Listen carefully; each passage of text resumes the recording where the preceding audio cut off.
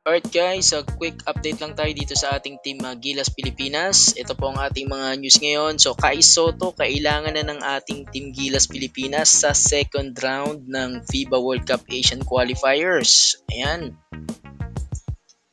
At samantala, miracle shot ng Australia tumapos dito sa tsansa ng New Zealand at lalo pang pinapagdilim yung tsansa nitong New Zealand na makapasok sa FIBA World Cup. Ang tanong dyan mga kabasketball, pagbibigyan pa ba natin itong New Zealand na magkaroon pa ng panalo at makapasok pa?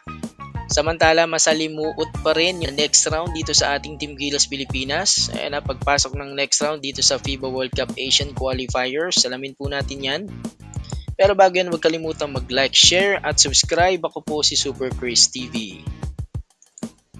Alright guys, bagamat nakuha natin yung dalawang panalo dito sa Guam at nasweep nga natin sila, pero hindi natin maitatanggi na kailangan pa rin natin itong si Kai Soto, lalong lalo na dito sa susunod na round ng FIBA World Cup Asian Qualifier. So this is the moment of truth mga kabasketball, dahil makakaharap natin itong New Zealand na galing sa dalawang talo dito sa Australia, kaya siguradong gigil na makabawi itong New Zealand.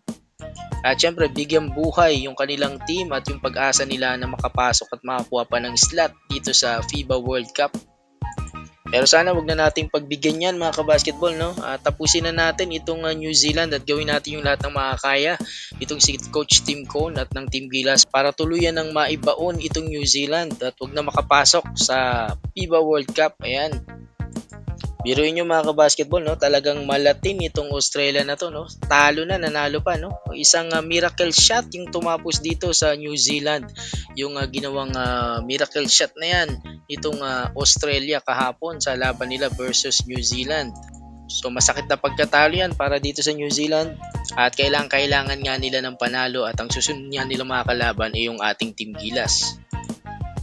Pero hindi magiging madali yan kabasketball, magiging masalimuot itong next round ng ating Team Gilas dito sa FIBA World Cup Asian Qualifiers.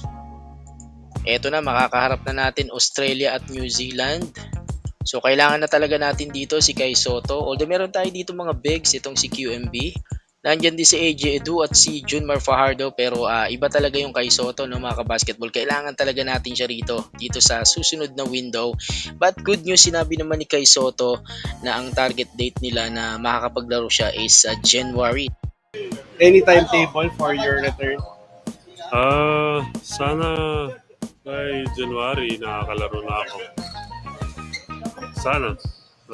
So sakto yan mga kabasketball. Yung susunod na game nitong Gilas is February, yung susunod na window versus New Zealand. So expect natin pag-pray natin mga kabasketball na talagang fully condition na at fully recovered na itong si Kai Soto. Dahil nakita naman natin na okay na itong si Kai.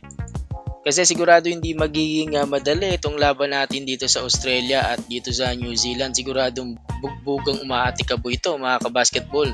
Kailangan natin dito ng strong start at syempre yung ating consistency sa shooting at syempre pinakamahalaga din itong ating depensa, no? Dahil alam naman natin yung mga kalaban natin, no, nasasarapan tumira sa tres. Napakataas ng kanilang shooting percentage mga kabasketball.